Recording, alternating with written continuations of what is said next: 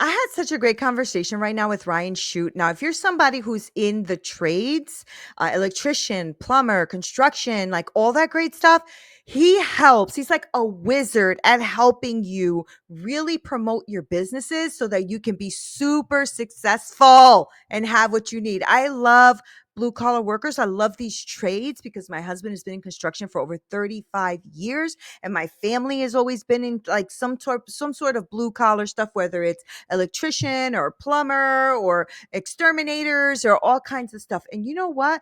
Those trades are like so viable right now. And people really need these trades, like for real, for real. We need you. So I am really excited for you to listen to this conversation because he drops so much wisdom and we talk so much about the trades and what it means and how important it is and how you can get your name and your business out there even more. So I cannot wait for you to listen to this. I'm going to shut up and you're going to listen. Talk to you soon. Bye.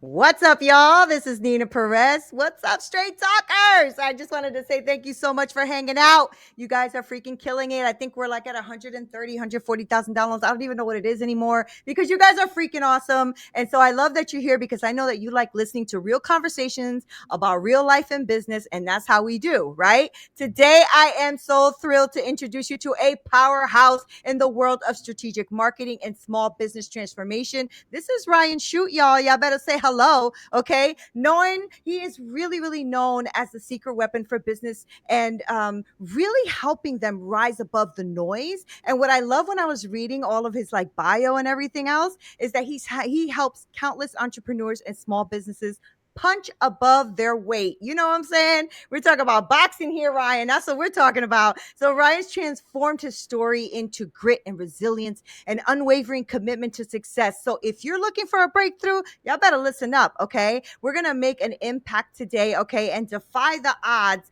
on what it means when you own your business. How do you defy the odds? How do we cause some action-packed things going on in here? So Ryan, welcome to Straight Talk. How are you?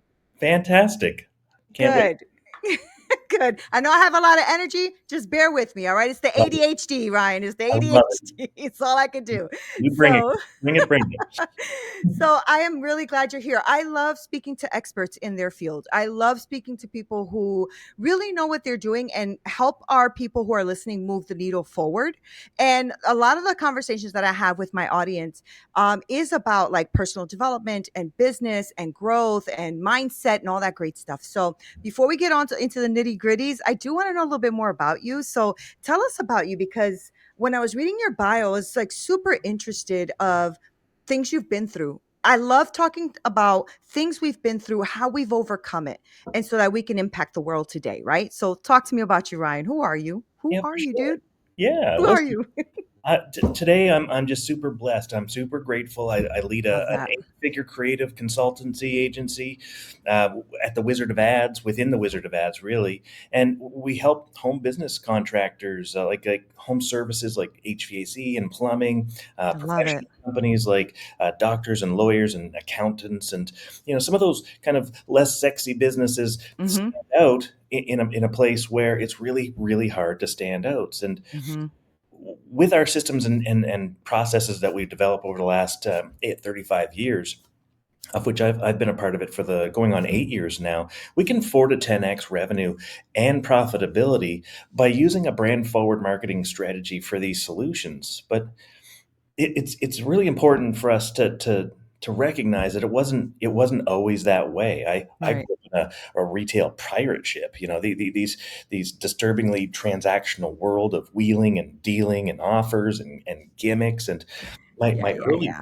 my early career, retail, automotive, furniture stores, tons of deception and skullduggery, loads of friction, bad bosses and Yeah. questionable practices, toxic work environments, weaponized fear, shame, and guilt. And I mirrored that. My whole background was highly transactional, highly performance based, eat what you kill kind of life. And Mm-hmm. when I saw leadership and grew through the ranks of leadership, I realized I'm just mirroring that bad behavior. I'm not actually Mhm, mhm. being me and authentic to what I believe in is true and right. And I certainly wasn't serving the people that I meant to be serving. And that was an epiphany for me. I'd gotten I remember the day I got fired from a furniture store general manager. I was crushing it when it came to management stuff, but I was as equally good at being a bad boss, you know. Yeah, yeah. After getting fired, I really started to reflect on this whole thing of, if this was bad, well, what in the world was good? Do I have to grind this thing out like so hard all the time? And how can I be better? So that ton of bricks just hit me, and I had to figure out what I was doing to cause friction. I was Mm, the guy that was adding rust to the wheel and you know, taking things away from people instead of bringing them further. I was um, I was disciplining them and using compliance as a weapon, blaming them for being the bad employees when it was really me being the bad boss. And that put me on a path of really just figuring out how to do that better. And today, I create divergent sales and marketing strategies for my clients. I remove that unwanted friction from the business and in life, really. mhm, mhm. Stuff for your kids and your brand and everything else. When we make it easier for sellers to sell and make it easier for buyers to buy, we now can accelerate that profitable growth in business and in personal life and in the other tribes that we're associated with in our community. And that's really been the path that I've been on since 2015, as I really started to realize that there was something so much bigger than the transactional life I'd been living. So Right, right. What made you like I know that you got fired and so I know that was like a moment of epiphany, right? But what made you like give me an example of what made you a bad boss, right? And what made you realize that that was being a bad boss? I'd gotten really good at mirroring behaviors of bosses that I had that I presumed were really, really good bosses. They were getting results. They were doing the thing that needed to be done. What I came to realize was that it was me weaponizing fear and shame and Oh, guilt. got it. Mhm, mhm. It was me um, um, going down a road of compliance because it satisfied my dopamine urges, when in reality, all I was getting was compliance, and that compliance Mhm. led to defiance, and ultimately, it didn't serve me any better. A lot of people wonder why this all matters when it comes to how do I build my brand and how do I stand out. Well, it comes from a partner of mine, Ray Sagnarin at the Wizard of Ads, and he has a theory that he put out there into the universe called story, experience, and culture. And what it's about is that the culture really is what drives the buying experience, and the buying Mhm. experience Mhm. and the culture are what drive the ads that we run and the brand that we represent, and whether or not the person actually just wants to deal with us a second time after they've interfaced with our customers. And when I came to that huge realization, it was a major turning point from transactional to relational for me.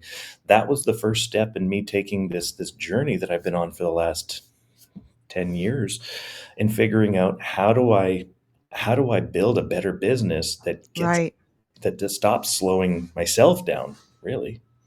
Right. I mean, the reason I really like wanted to tap into also the fact that you recognize the things you had to change, especially as a boss, right? Is because I realized that I had taken a different approach as well. Like I also worked under a lot of, micromanagers and tyrants and stuff like that. And I Mhm. had decided that I was going to shift that. Yeah. And when I became a director, I had about 20 people that I was managing. And because I changed the culture and changed the thought process and changed the way and did the 360 and worked on myself, those people stayed with me the entire time that I was the director. Like it was pretty impressive. I thought anyway, because I never saw my bosses before me do that. Before, people would come to work, but they would be crying. They didn't want to be there, things like that. When I worked with other people. When I became the director myself, those people came to work. They were happy. They were jolly. They would go with me through whatever we had to go through, 4 o'clock in the morning to 10, 11 o'clock at night if we had to. Like that's how it was. And so that's why I wanted to ask you that, because I think a lot of people who are thrown into management positions, and I say thrown because a lot of times people are amazing at sales. They're like amazing. And then they think because they're amazing at sales, they'll be great managers. And Yeah. then they put them into these management positions and they're not great managers. They're just great at sales. They just haven't had like teams to manage, right?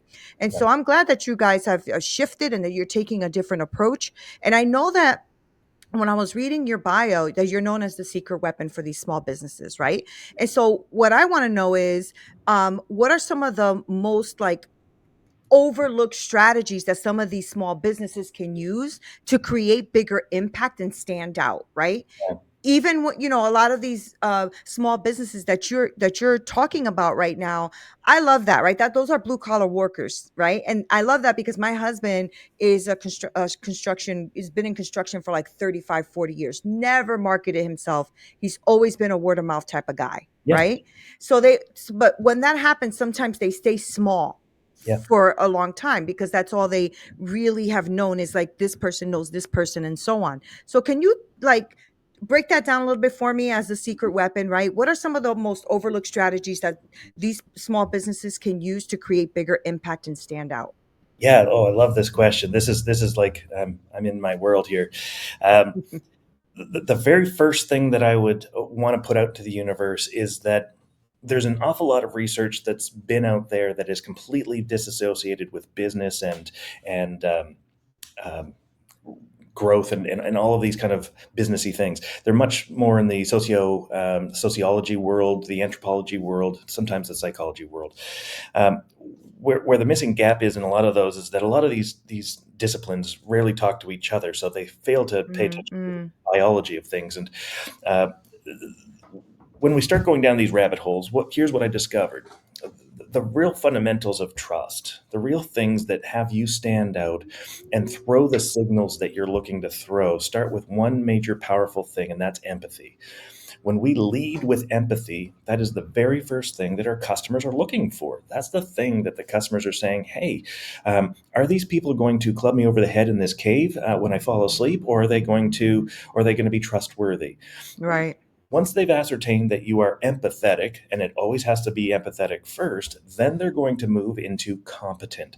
Are they able to hunt for that game and feed me? Are they going to be good hunters or bad hunters? Are they going to be good gatherers or bad gatherers? And this still evolves into today, right? With salespeople, with partners and spouses, what we're trying to teach our children, which tribes we choose to associate ourselves with, both as an employee, right? I want to work for the company that's going to get me the leads and give me a system that makes it easier to acquire the things that I'm looking to acquire.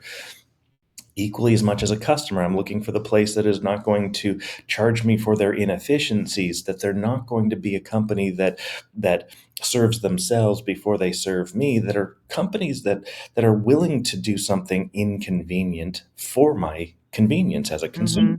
Mm-hmm. So it goes well beyond the table stakes of money, energy, and time. Money being the predominant one, cheapest price, best pay, whatever the case might be.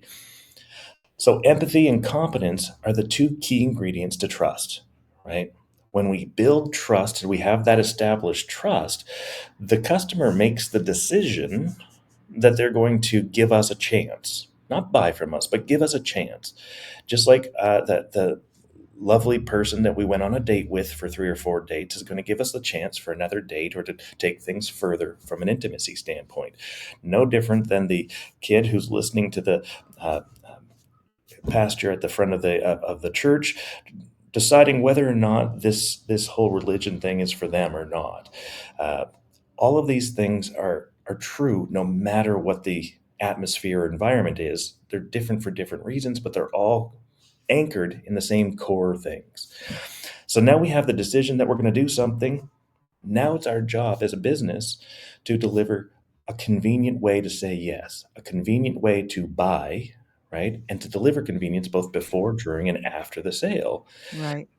In whatever that sale is, be it an exchange of goods and services, be it an exchange of ideas, buying into the idea that making your bed is a good idea, or that marrying me as a potential mate is a good genetic choice. All of these things feed the same world: empathy, competence, convenience. Mm-hmm. Those three most fundamental anchors that we need to get right if we're going to stand out. The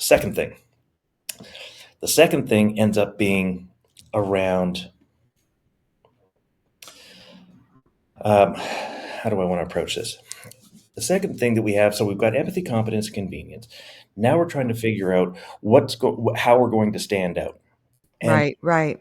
what we often deal with is we've got all of these super cool things that we do. We do maintenance, and we do service, and we do replacements, and we sell all of these products, and we sell all of these warranties, and we have all of these really talented employees that all do special things for us.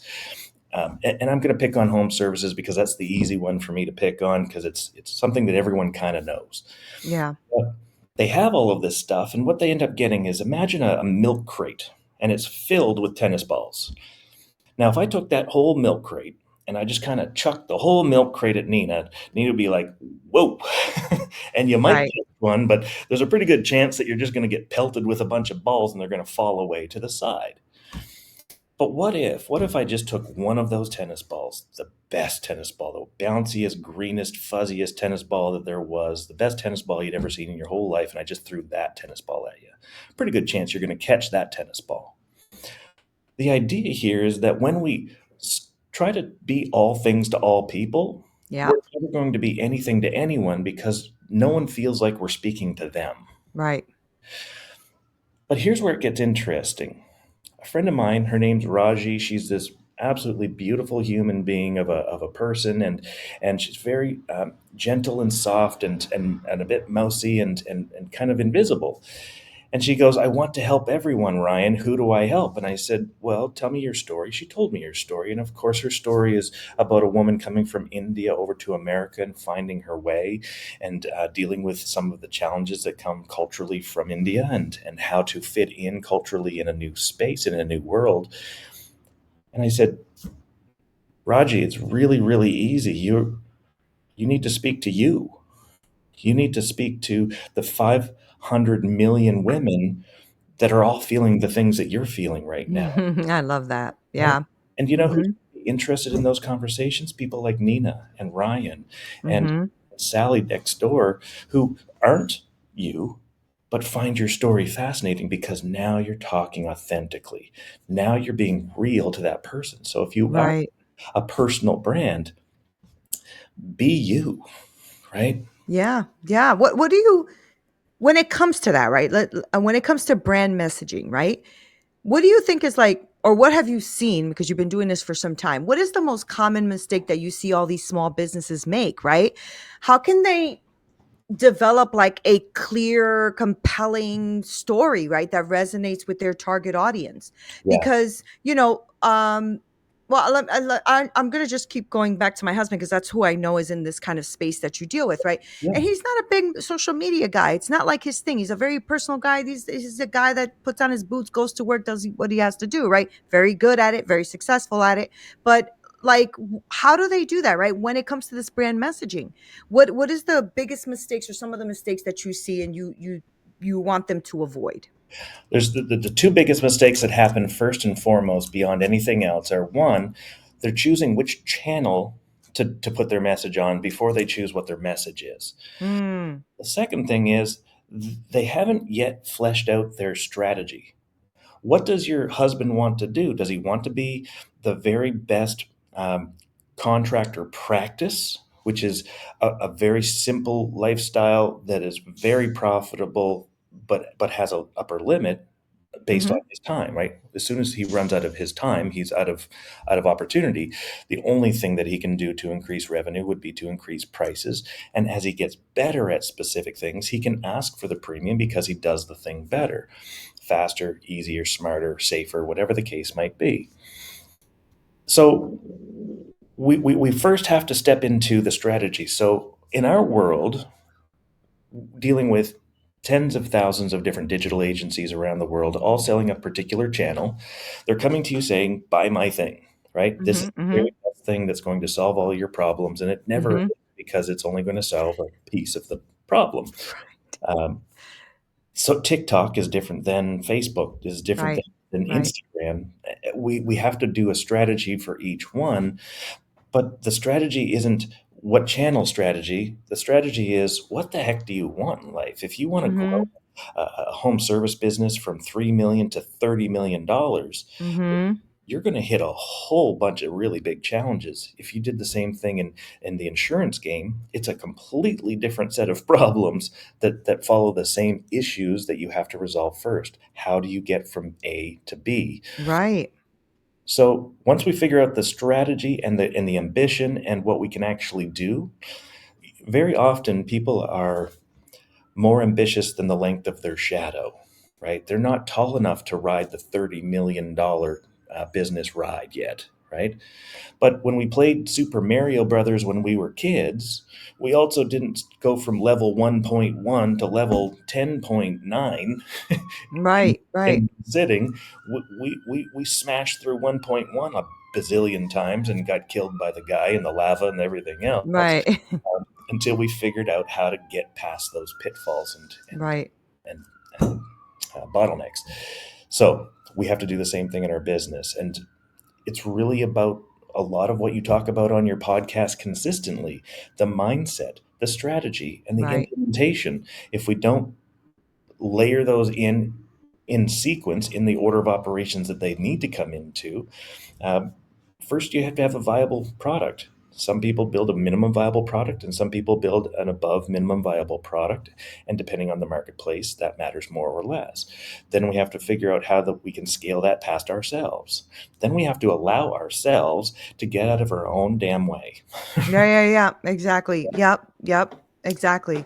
So And tell me about how you work with these small businesses, right? Because when they're in this digital landscape, right? A lot of them are now getting in that, I see a lot of like now ads and stuff like that of people really starting to get into, which is good, which is good.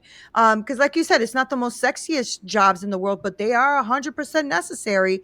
yeah, And and something that is becoming less and less maybe attractive to this generation, right? Where they're not actually going out there to do, HVAC and construction and stuff, which I think are very admirable positions, very amazing jobs, and everybody needs them. We do. We need them, right? oh, But okay, so somebody's listening right now, they have a small business, they're like, you know what?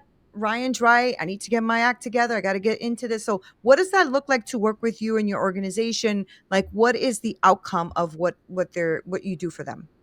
Nina, I think you just kind of nailed it right on the head here. There's an awful lot of people that want to get to the result and have this big life as a digital marketing master making millions of dollars Right. on a beach in Bali, when the reality of it is that that's 1% of the population of this Right. earth.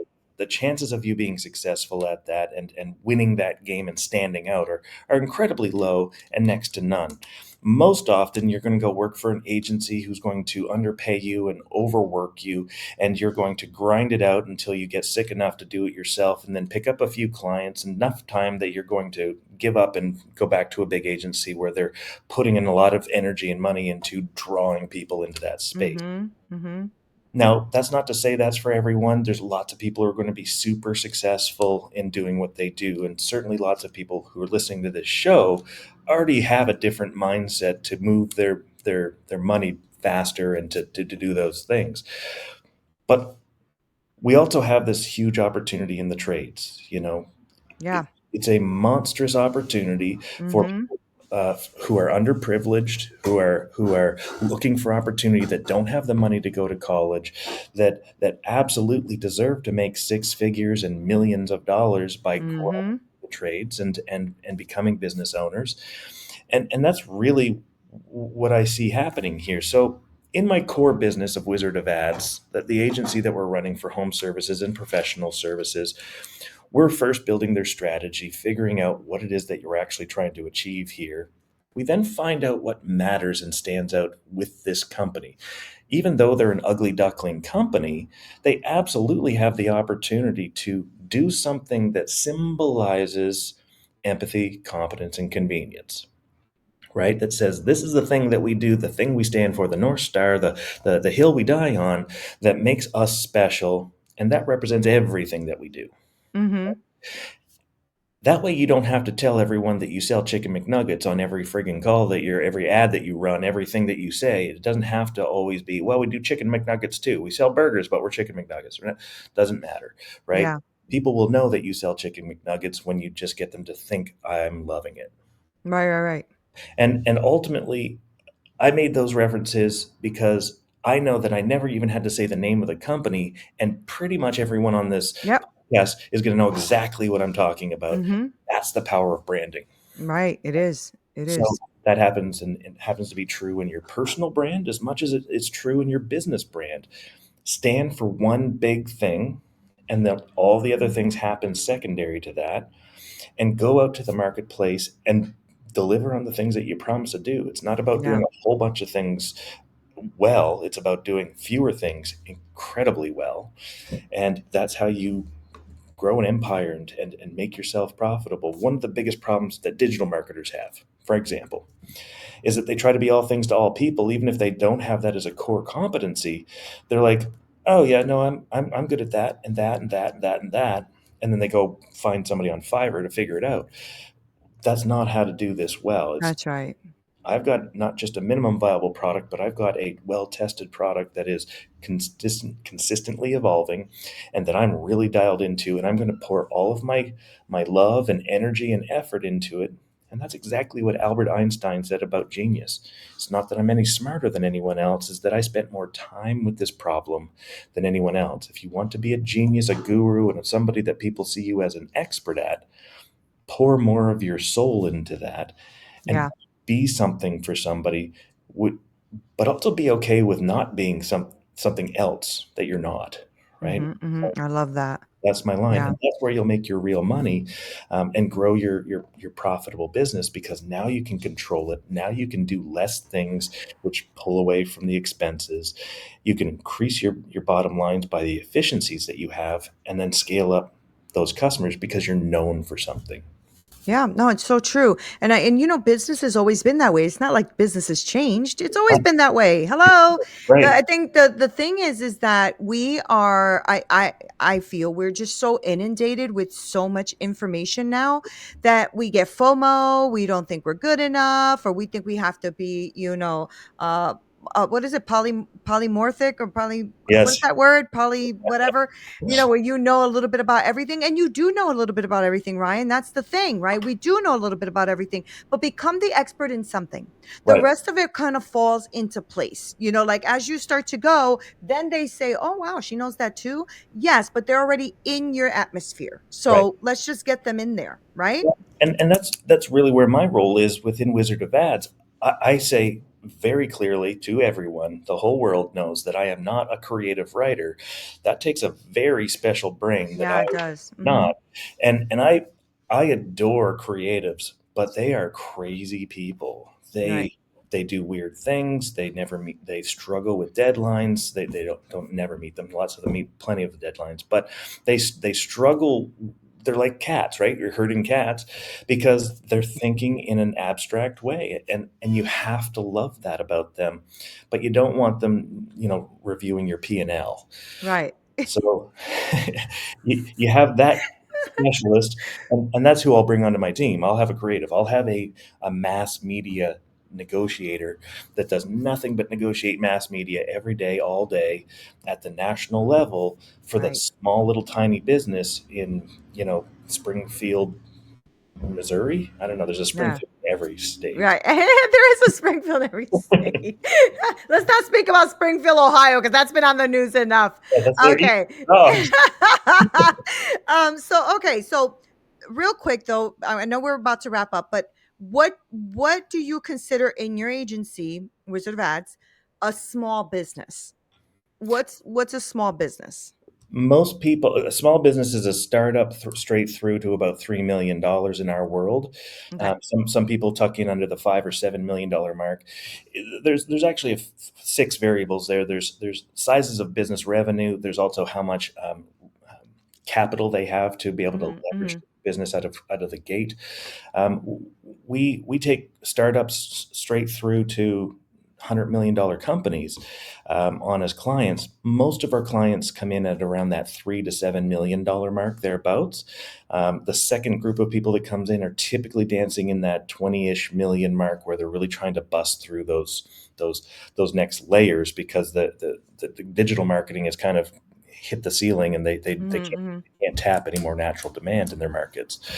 And then we just kind of break the rules on that, because when you have so many more people knowing and liking you from mass media strategies, uh, we can start to elevate and escalate that growth cycle again. That's awesome. Okay, great. So, for those who are listening, I don't want to let you go though without knowing how they could even contact you, right? Because like I said, and you agree too. Like these trades are important. These businesses are important, and I do want to see them more out there because I think they should be. And a lot of blue collar women and men who work at this stuff, they're just really going with the grind. They got to get their work done. They got to, and they're busy because there's not so many people doing it. So I think anybody who's listening who's either invested in these businesses or actually runs this type of business needs somebody like you who is like a pro in that niche to help them grow. So give us that info. How do they reach you? How do they contact you? All that great stuff. Well, there's three easy spots. All of my socials are Wizard Ryan Chute, so you can find me pretty much at any one of those social platforms under that handle. When you go into my personal brand, it's all ryanchute.com, and everything that works in the services industry, so professional Mhm. services and home services, residential home services in particular, it's wizardofads.services is the URL. I love that. Thank you so much, Ryan, for coming on here. Seriously, this is a great conversation. I love learning about like all this, the intricacies that go into like really building a brand and building a business and especially when you are a small business because let's be real, everybody's right now either getting into or thinking about getting into entrepreneurship or building their own thing. And one thing I love about what you said too about like underprivileged, maybe people coming out of schools or colleges or stuff like that can get into a trade like this and literally can blow this up because right now this is the game, honestly. And I don't think people talk about that enough. Like some people aren't made for college, don't care about college, don't want to go to college, and that's okay. Go to a trade school, get a trade, do it for a few years. Become a pro. I'm telling you, you can make a ton of money. When my husband tells me what they charge for putting in an AVAC and all that kind of stuff in the homes that he's building, I'm like, what? I'm in the wrong business. I need to get into that It's an business. absolute monster, and look, it's a It world is. different than it was even 10 years ago. COVID Yeah. really did shift a lot of things. It's infinitely easier to get into if you Yeah. are mildly handy. Pretty much anyone can teach you exactly what you need to learn without having a small fortune owed to Yeah. a student loan, So true. and you're just accelerating your profitability so much earlier on in life, and staying fit while you're doing it, and doing all of the things Yeah. that really Yeah. serve. The thing that I love about home services, I was in the Canadian military in my early career, and uh, getting shot at for a living didn't appeal to me Right. so much as making good money. Um, but an awful lot of people are entering into the Canadian and American militaries. You're providing a same level of service to the American and Canadian population, being an HVAC technician, a Yeah. plumber. Uh, Arguably, plumbers will save more lives than any doctor will ever save in their lives, Yeah. because of the impact and influence they have on the water supply. Yeah. This is a big deal. Essential service providers is a very proud, very honorable position. It is. Pays you incredibly well. Um, It takes time, it takes experience, but it's a worthwhile endeavor because It you sure actually is. do deliver something to your community and you can be proud of it without being shot at. Yeah. Yeah, exactly. Exactly. And it's also like something that is so in high demand and so needed. Electricians, plumbers. I mean, it's just unbelievable how much. Like when I speak to my husband, I'm just like blown away, and I keep telling him we need to open up an electrician company or something because it is crazy how much they're in demand right now. But thank you, Ryan, for hanging out with me, and thank you for sharing all this wisdom. I truly appreciate you talking to all our straight talkers out there. And now that we have all your info, I'm going to make sure to link that below. So I'm really grateful. Thank you so Thank you much. so much. It Appreciate was you. so much fun. So much fun. I appreciate you too. Guys, thank you so much for hanging out, right? I know. So good. So if you guys are listening and you're like thinking, you know what? I need to contact Ryan. I'm going to make sure to link his information below. Seriously, you need to be getting in the game on that because I'm telling you, as somebody who's always had blue collar workers around me, plumbers and electricians and contractors and all that. You guys are amazing at your craft and at your work and what you do. You're just not that amazing sometimes at putting it out there and letting people know, but you should because it's in high demand and people need you. So thank you guys for hanging out. I love you so much. This is Neena Perez, Straight Talk, no sugar added. Until next time.